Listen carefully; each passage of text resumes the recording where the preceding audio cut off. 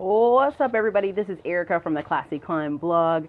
Doing this one today, talking to you guys about the next 100 days, and the next 4 years under Trump. There's a great book you guys should pick up. I've been hammering it all week long.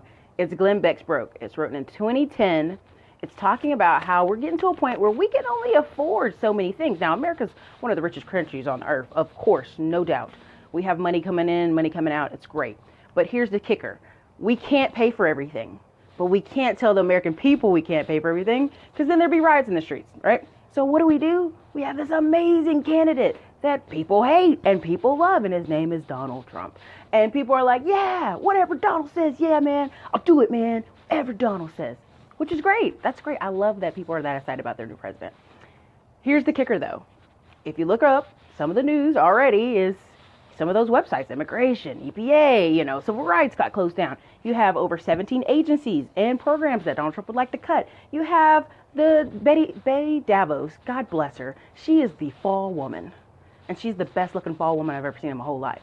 But if you read Glenn Beck's Broke, it has over 500 footnotes. It's not like some rinky-dink book he threw together. This is like a serious, thick textbook edition book. It literally talks about the fact that, in the 1970s, the states ran the schools, and it was just fine, right? It wasn't great, but it was just fine. And we could afford to cut that, all right?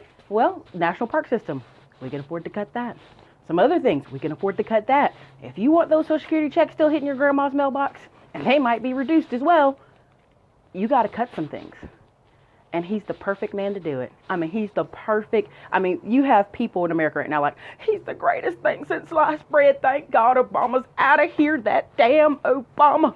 And if Obama was anybody else, they wouldn't care what he was doing. So, not that I don't like him. He's got a great personality. He's winning. But the key to what you guys need to pay attention to is like the monkey in the room that you guys are not paying attention to. That some things are going to be cut. Now, first off, people are like, my taxes are going to be delayed? Why are my taxes going to be delayed? That's crazy. I need my tax money.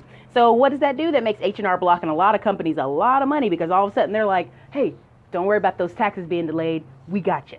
We'll give you that cash advance. We'll do all that stuff for you guys. Don't you worry about it.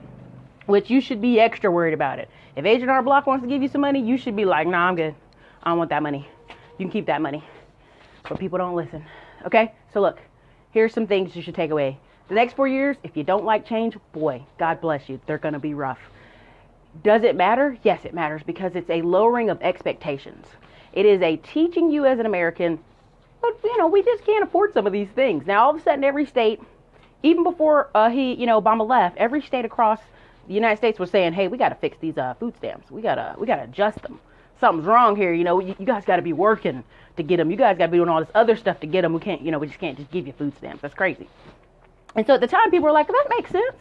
You want people to work 20 hours for some food stamps? Hey, that's a good deal. They're volunteering. They're getting food stamps. But here's the kicker. A lot of those programs were just a setup to let you know that, hey, we're going to have to start cutting some of these things. We have to start cutting them a lot.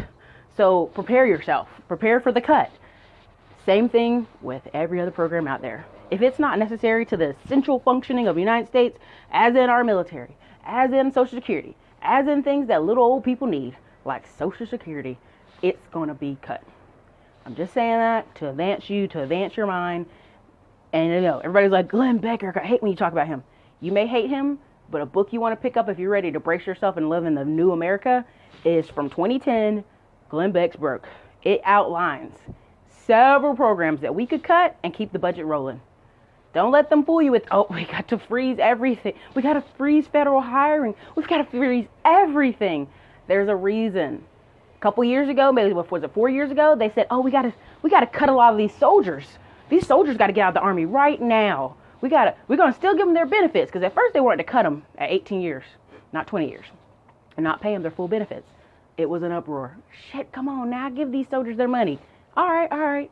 The federal government never thought, like people like my mom and many other military people, when they did 20 to 25 years, that they would be getting paid almost $100,000 if you count their benefits and you count their injury, Social Security, if you want to mix it, disability, however you want to play it, slice it and cut it. But at the end of the day, a lot of these people for the rest of their life, if they're under the old military system, will be getting paid $2,000 to $3,000 every single month for the rest of their life. And if they die, their spouse gets half of that. for the rest of her life, unless she remarries. So a lot of these things that people kind of like, oh, that doesn't matter. It mattered to those soldiers, and it happened 4 years ago. So they did a good fight, and they still get their benefits. I even have 2 clients right now who are soldiers who are like, yeah, I have to be cut. Like, I can't do any more years after next year. I'm like, what? That's crazy. It's a nice retirement. So anyway, point of the story is, I'm glad you guys like Trump, and that's fine. But pay attention, you know, not to Twitter, not to these other things, but what's really going on and what's really going to be cut in the future, what's really going to change your family, whether it's healthcare, whether it's business, whether it's taxes, whether you're a school teacher. I mean, all these people should be really paying attention. Love you guys to death, but you should be paying attention to what's coming down the pike and what's going to be cut and what changes are going to come for America. So, hey, I love this country. Be great. Be great at it. You guys have a great day. This is Erica. Later.